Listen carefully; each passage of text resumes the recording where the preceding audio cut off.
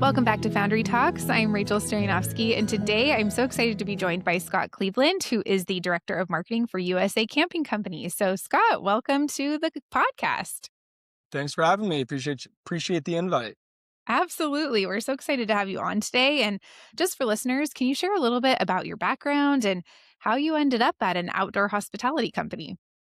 Yeah, it's a good question. Kind of a little bit roundabout, but not all the way. So grew up in Colorado. Kind of grew up at the base of the mountains, skiing, biking, camping, doing all the stuff, all the outdoor stuff. So kind of had that outdoor aspect of me my whole life. And actually, funny enough, my first job in high school was leading trips, like leading backcountry canoe trips for kids and stuff. So like always kind of had that backcountry camping, fatality kind of sort of background without even knowing it. It was just something I loved to do.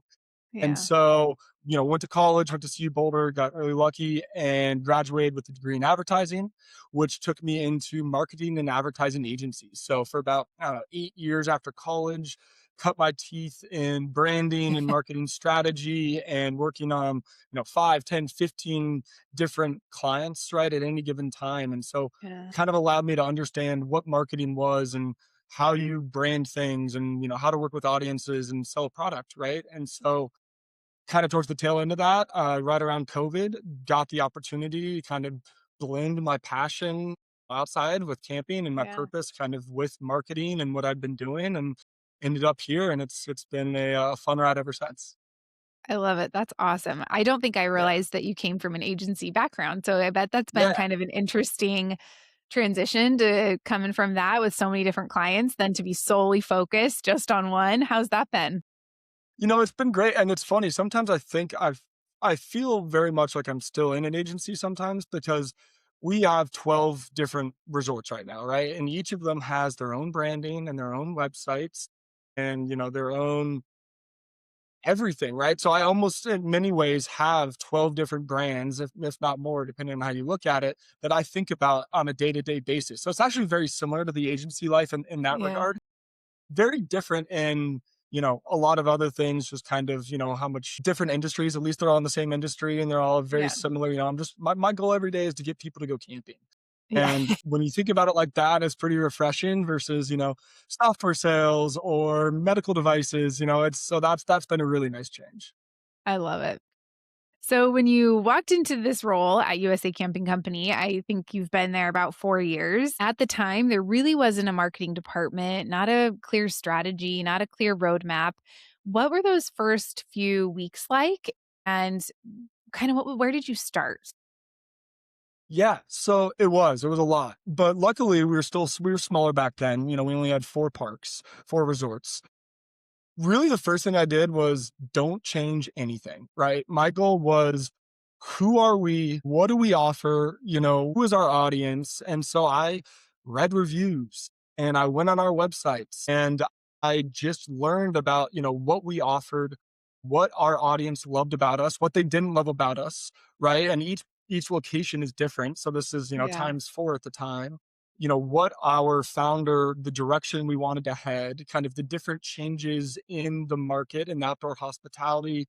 And, COVID was a weird time and things were just changing so rapidly. So really, it's funny, but the first even month, I didn't make any decisions. There wasn't a single decision made besides I need to understand what's actually happening both within our control and outside of our control so that I can make the right decisions.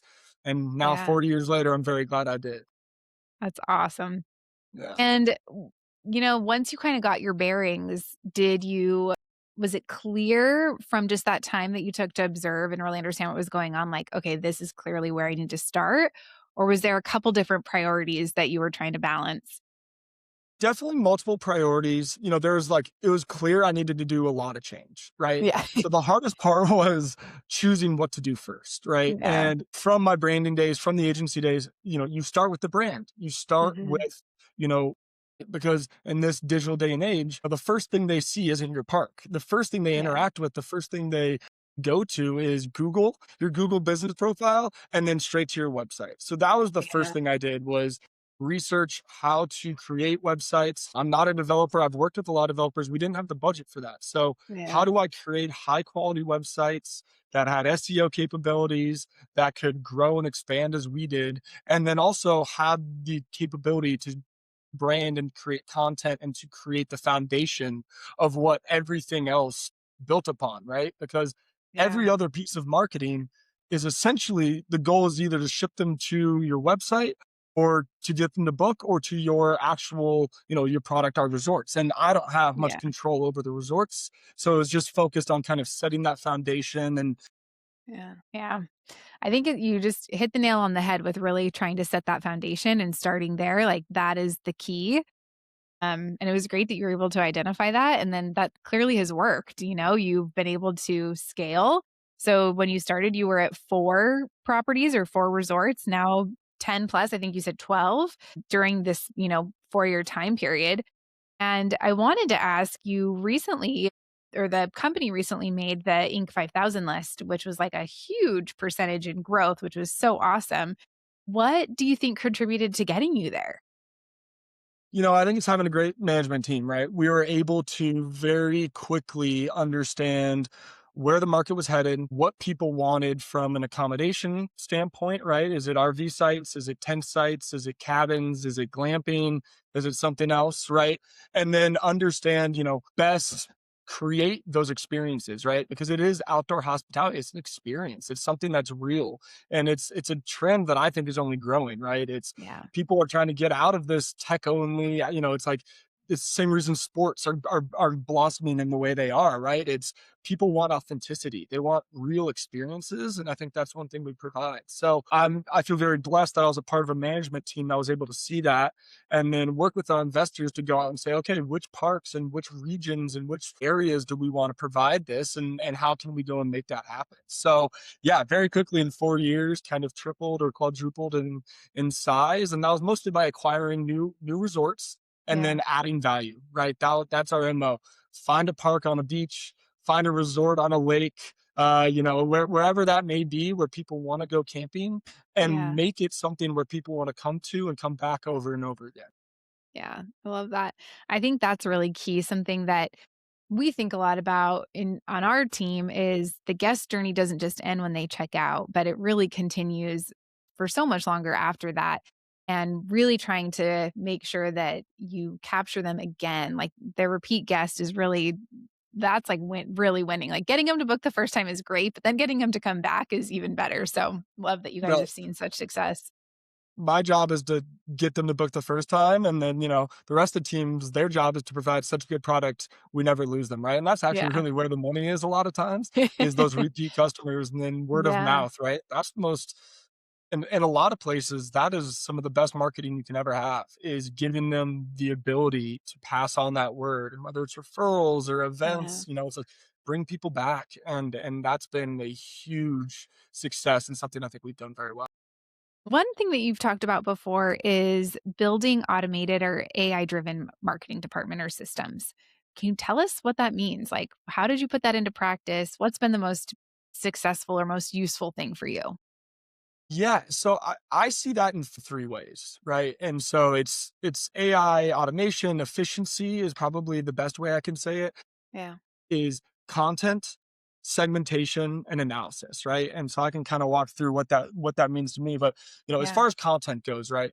I can only write at the beginning, I was doing all the photos, all the content, all the blogs, everything, emails, social Yeah. media, and it works, but you only have so much time in the day. And if you don't want to grow the size of your team, that's when I started kind of leveraging these large language models and AI. And so what I'm able to do, right, is with the content, I've uploaded each individual resort's everything, right? What are our accommodation? Yeah. What are our, activities? What are our amenities? What is our location? What are our testimonials, reviews, everything, right? And so what I'm able to Their do, guest for profile, instance, essentially. exactly, and it's like our website, but in bite-sized pieces that I'm able to kind of set the brand with. It's the brand foundation, right? It's the Yeah. voice, it's the tone, it's so much more than, it's everything that allows it to talk in the way our brand wants to into our audience. Yeah. And so then when I'm coming up with, our spring promotions, let's say, right? Like what's something we're doing right now in our planning, I'm able to say, here's the strategy, right? Here's the promotion. Here's why we're doing this. Here's what we're trying to promote. Now, for each of our 12 resorts, go through and write, two social media posts, two emails, and a blog post, right? That all correlate. And here's the calls to action I want. And so, what would have taken me arguably weeks, if not months Yeah. of work to do, is almost done, within 10 minutes. And so Amazing. what I've found by kind of bookending the AI process, right? Start with my strategy, my insights, all of what I want, letting it do the middle work, right? Let it do kind of all the content writing and the building. And then I come in with my very real human brain and say, does this make sense? Let me make Yeah. small edits. And so it's just allowed me to be incredibly efficient and produce more content than I ever could by myself. So that's Yeah. kind of one side of it, right? The second side of it is segmentation. And it's something we think about a lot as camping is very broad, and outdoor hospitality is very broad. So within the segmentation, right, everyone camps for a different reason. And if I'm trying to communicate all the benefits of RV camping to someone who doesn't own an RV, not only is it not going to matter to them and not going to get them to book, it actually might push them to unsubscribe, to unfollow, to do the Yeah. last thing I want them to do. We've used AI in a way where you can enhance segmentation within email is a great example, right? I can write one email and what I'm allowed to do is say, based on whether this person has stayed with us camping in an RV, camping in a glamping tent, or camping in a cabin, change this content. And so Love it. one email actually turns into 3 or 4 or 5. And talks about the right things and changes the way people, hopefully book with us and stay with us. And so that's been hugely helpful as well. So smart because taking time to sift through that data and trying to figure out, like, okay, this one needs to go to this one. Let's tweak this a little bit. Like, to leverage AI in that way is so smart. And I'm sure has led to so much lower unsubscribe rates, like you talked about, higher conversion rates, which is just huge. That's awesome. And keep the overhead low on not having to expand to a bigger team. Cash is Yeah. $20 a month. Yeah. It's a lot cheaper a person. And then it's, we talked about the third thing actually that I use fairly often is data analysis, right? Because we have 15,000 guest stays and all their data, Yeah. and we have 15 websites, right? So we have 12 Yeah. websites plus our brand plus some other stuff, Yeah. right?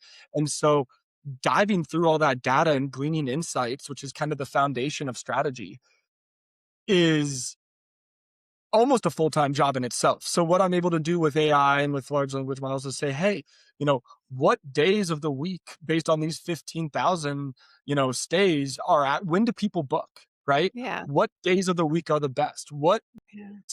What off season is becoming the on season? And you're able to find these tidbits of information that would take me so much time Yeah. to do by myself, but that truly matter, right? Yeah. And you'd be surprised to say Tuesday is our number one day that most people book, right? So So funny. I should be having my flash sale on a Friday, right? I Right. should be having it on a Monday or Tuesday. And so it's things like that that actually drive the needle and really help is these insights that are driven by data. Because Yeah. you got to use the data. That's what it's there for. And it makes a huge impact from the person who's staying in my Oregon RV resort, right, is Yeah. completely different than the person who's in Florida. And those Yeah. insights and where they're driving from and what they're looking for are very, very different, even if it's a very similar product. Okay, well, you perfectly teed up my next question. So I was going to ask you, each resort really seems like it has its own personality and its own reasons why people would be staying there. So how are you balancing, a consistent brand across all 12 properties while also, keeping true and authentic to what each property brings individually? That's a very good question. And it's a challenge, absolutely. The nice one insight that I found, right, is the voice oftentimes comes from the combination of the audience and your product. And because our product is very similar, our voice tends to be very similar. In hospitality, it can be very aspirational, but really it's about vacation and it's about relaxation and accommodations and the activities and everything we offer is very similar. So each of our resorts, we really try and drive action, right? It's Yeah. what can we do specifically here and what are the benefits at each of our resorts that you're going to get, right? So at the Yeah. beach, you're going to, go, make sandcastles and you're going to listen to the waves as you fall asleep and you're going to have that salty air that many people love, right? You're Yeah. going to try and you're going to create content about that. That is what our content is Yeah. versus in Moab, right? It's about the desert and it's about, experiencing the red rocks of Moab and the hiking and the biking that you can't get really anywhere else. So we really are much more action oriented on a resort by resort basis. What's fun is our broader brand brings in more of that aspirational side. It's about camping as abroad and what camping Yeah. it is to people and just being outdoors Yeah. and being around loved ones and making memories that last, right? Yeah. And being around the campfire, which is universal. And so it's kind of a fun tug, it's kind of a fun Mix. back and Yeah. forth mix exactly to how and where do you drive action, which is a huge part of marketing, but also building aspiration and making sure people you can't always be tactical. You can't always just only focus on actions, right? And so Yeah. that's kind of it's a back and forth. Yeah. Well, and I'm sure it's fun too from the overarching brand level. You have so much fun content to throw in the mix, highlighting all the different properties, all the different resorts. And what a cool experience from the user side of things. Like, wow, I really have so many options. I can go to the beach or I can go to the desert. Like this is an awesome brand that has so many opportunities. So it's pretty cool that you can tell them individually, really leading into the destination, but then also as a whole, like come back and experience the desert this summer, or maybe not the summer in the desert, but you know what I'm saying. More and more, more and more. It's the off seasons are less and less every year. So it's been very Yeah, interesting. that's awesome. I love to hear it. In outdoor hospitality specifically, when someone's choosing between campgrounds, have you been able to identify something that makes them pick one over the other? Product. At the end of the day, product number 1 and price number 2, as much as we Yeah, love to say differently. If you don't have a good product, no amount of marketing will ever change that, right? And it actually will hurt it and yeah, many times. So, which is one thing that I've benefited from, and I think a lot of people, you got to have a good product, otherwise people aren't going to come. From there, in order, it's the 4 P's of marketing I learned in school, right? Price, place, promotion, right? And, yeah, and and it matters, right? If you have a great product but the price doesn't match, you're not going to get people to come no matter how great your marketing is or how great your product is, you know? And again, within that, where you talk to people and how you talk to people, right? It matters tremendously. So if you're doing billboards and you're trying to say go online, well, that's never going to work, right? Or yeah, you're online and you're trying to do something that just isn't hitting with your audience. It does all matter, but without a doubt, at the end of the day, a good product and at a price that is competitive is the way the dream works. yeah. And what are some product enhancements that you guys look for, maybe that you make, or like, okay, we've got to do this when you're taking over a property or acquiring a new property? Yeah, I mean, first and foremost, we look at the experience people have, Yeah. right? And by and large, we try and make that better. So we focus on properties that have a great resort feel already, but we're always trying to add things that enhance the stay. So we a lot of times we'll add dog parks, we'll add dog friendly sites where they actually have their own kind of little playpen on the Yeah. sites. We will add decks and 360 decks on our roof to enhance the view, and then on top of that, we always add additional accommodations. Yeah. So it started as cabins because some people with RVs have family members that don't RV, Yeah. right? And they want to bring them. And then we will add glamping units is another new one that's kind of very trendy, but really why the camping industry is growing.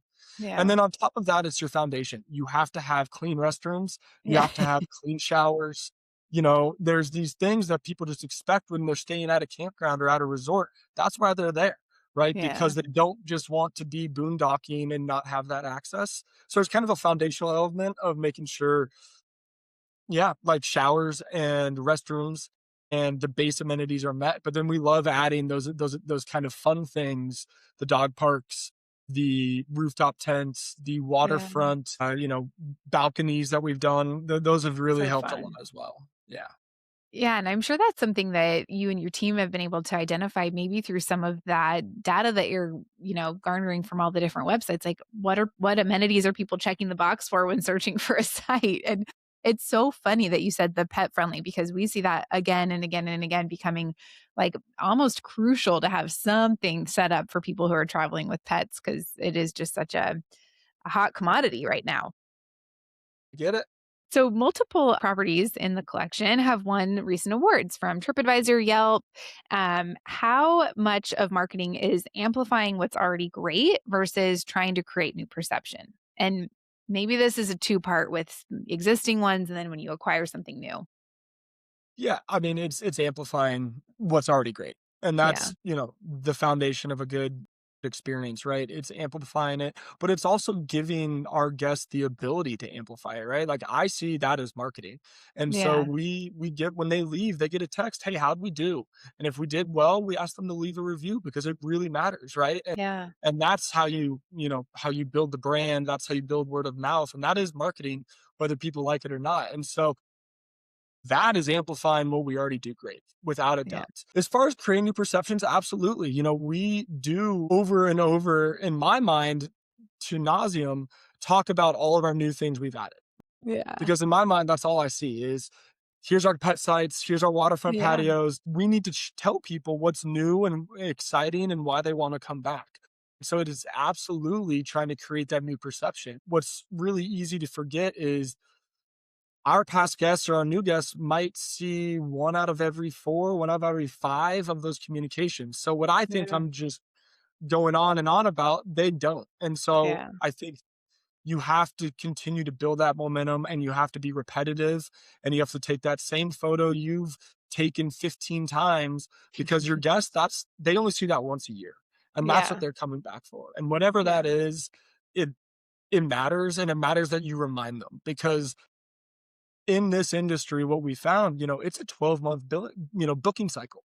It's Yeah. not just e-commerce where they're just going to buy it at a click of a button. Yeah. It takes 10 months from the last time they went camping to the next time they're going to book.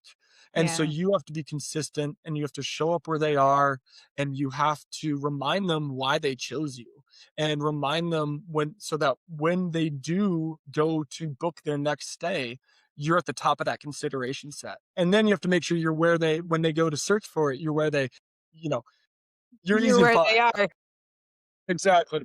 So, it's a long cycle, right? And that's Yeah. that's a difficult part. It's not just this immediate send an email or make an ad and they're gonna book.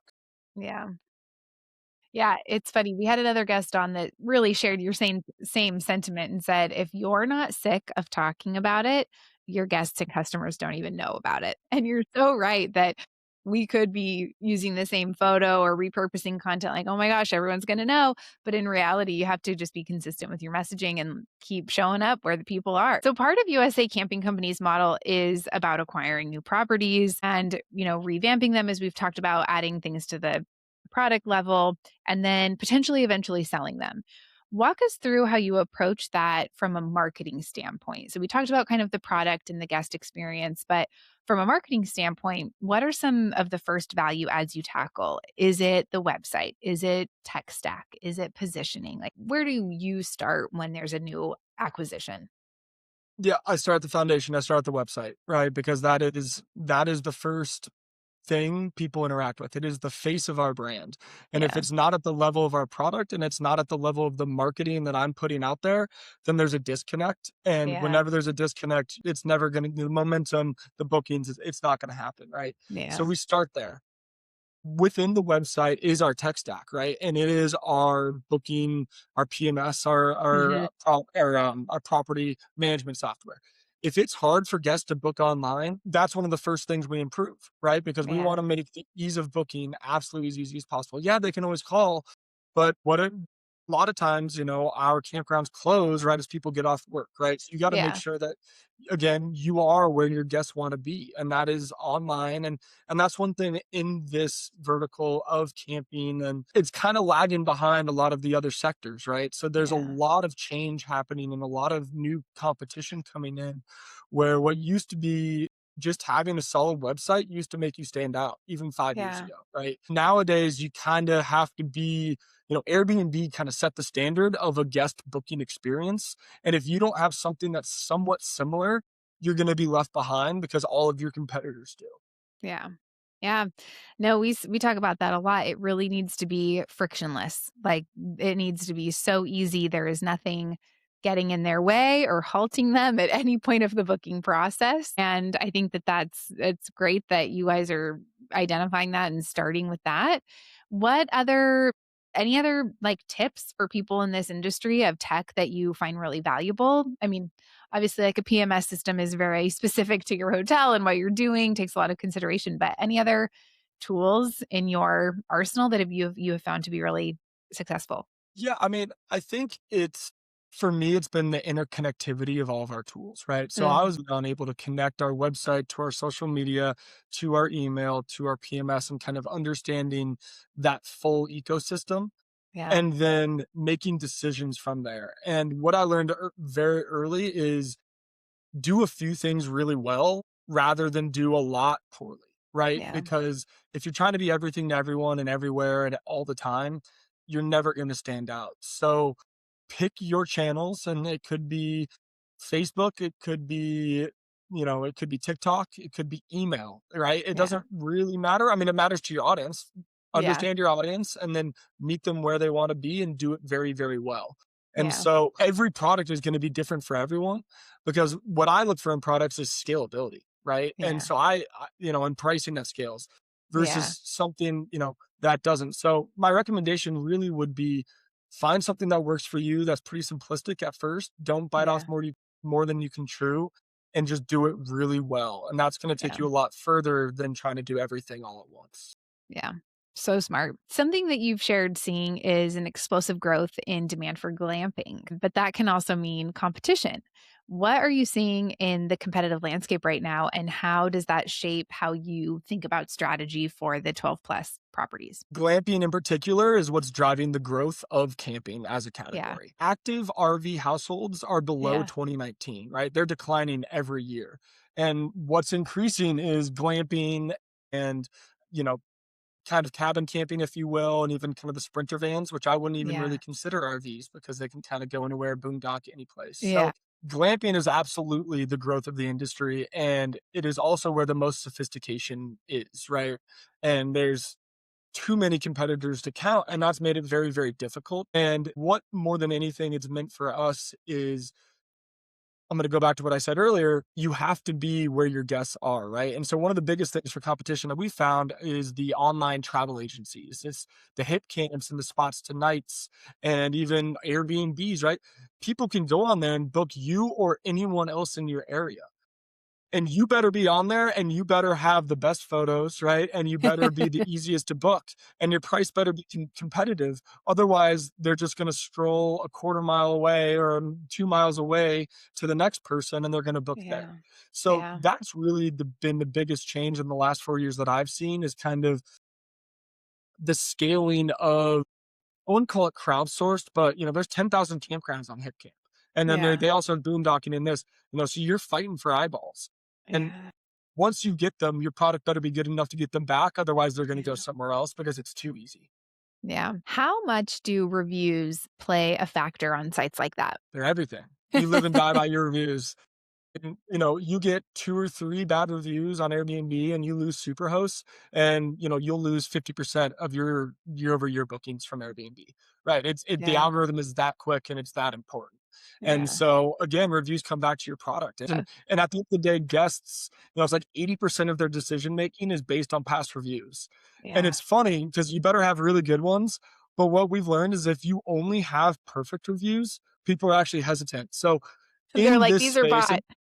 yeah, yeah, you're like, "Wow, like, this can't be that perfect," right? Yeah. We can't make everyone happy, and Yeah. no one can, and so having the poor reviews are necessary, and it Yeah. matters what they are, right? Yeah. And so it's kind of a give and take versus where sometimes, I never want a bad review, but sometimes it's like, well, that's humanity and we can't be Yeah. perfect and, that's just the way it is, and it actually brings a little bit of authenticity to the brand.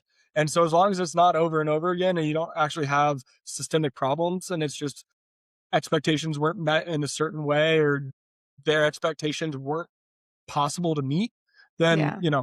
it actually helps in the long run. Well, and I think it gives the brand a unique opportunity to respond publicly as well Yes. and Yes. share the thoughtfulness or how they're turning that situation around. Because I think that builds trust from someone that's seeing those reviews and like, okay, they owned up to it. They're not like bashing the reviewer and they're fixing it. And what more can you ask for? Because as you said, we're all human and having a little bit of a human element to it is not always a bad thing.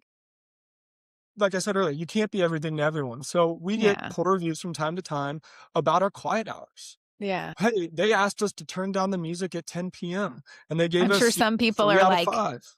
great, they asked him to turn Right. down.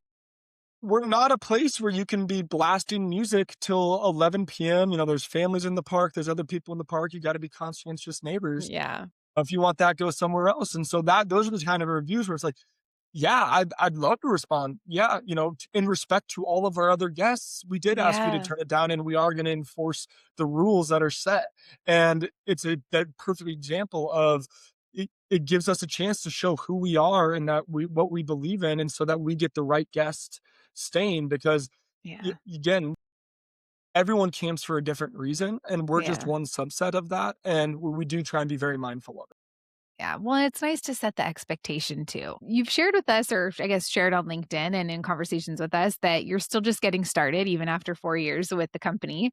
What does the next chapter look like for USA Camping Company? And if you could pick anywhere for the next property to be, where would it be? Ooh, that's a good question.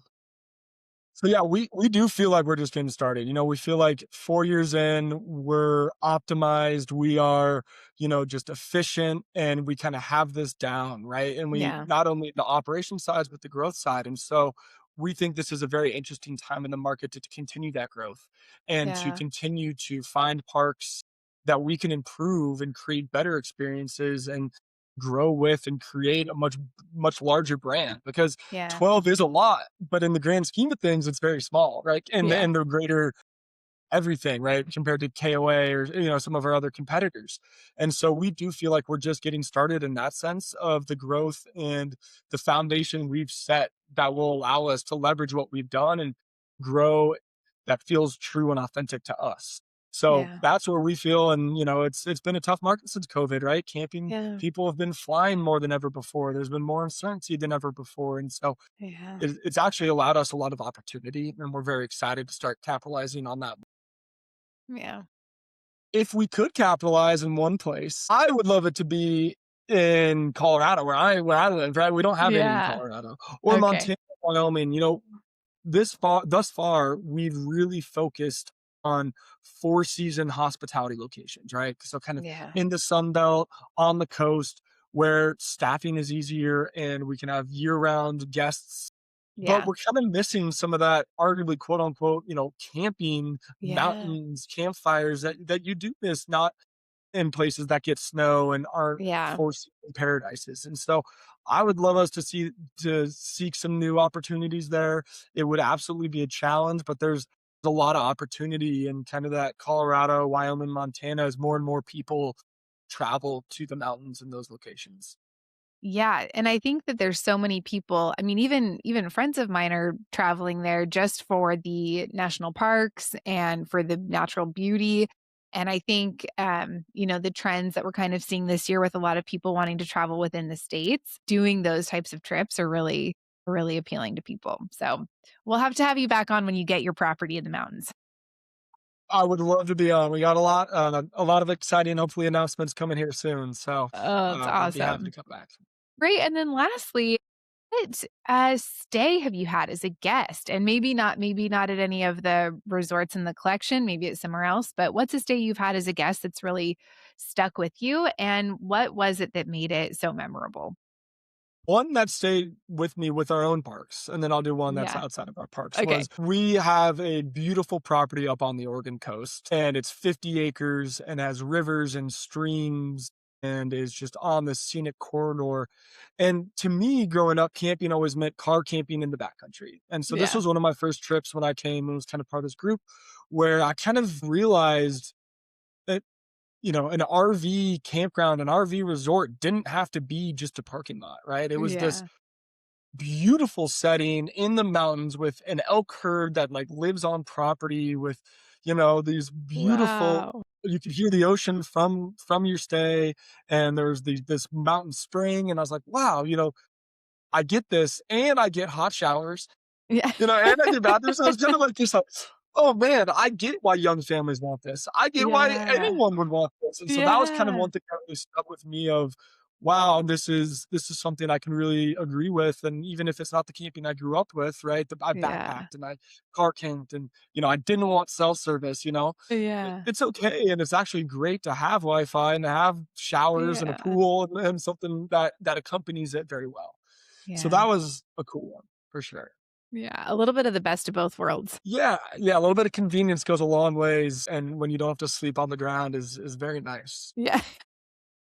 One that was probably not with not with the company is I went glamping in Ouray, which is a beautiful destination in Colorado, and we had a glamping tent that looked out onto Mount Sneffels, which is a 14er within like 5 minutes of a hot spring, and they My call it the gosh. little Switzerland of Colorado, and it's just that was one, again, kind of the same idea, but outside of this, where it was like, I don't have to rough it. I Yeah. don't have to do this, which is what I grew up with.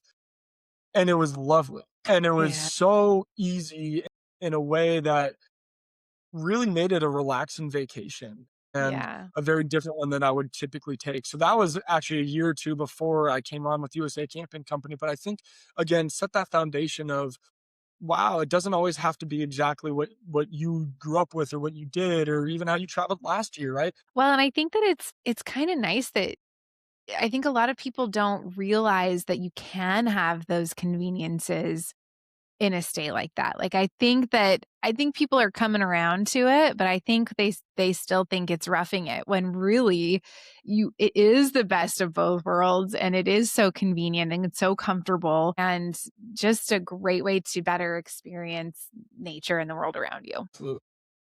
Yeah. Well, Scott, thank you so much for being on the podcast with us today. We so enjoyed talking to you and just hearing more about the way that you took really very little structure and put so much strategy and foundation behind it and really have grown with the company as you guys have acquired so many new properties and set systems in place that have really been effective. I think there's a lot of awesome learnings and even just some of the things you talked about really dialing into the data of your guests and looking at how to leverage AI with segmentation, like that sparked so many ideas for me. So I think people listening are really going to find this valuable. And we're just so happy to have had you on. Thank you for making time for it. And we're excited to have you back on to hear more about the growth of the company. And if you want to check out more Foundry Talks, you can find us on Spotify and Apple Podcasts.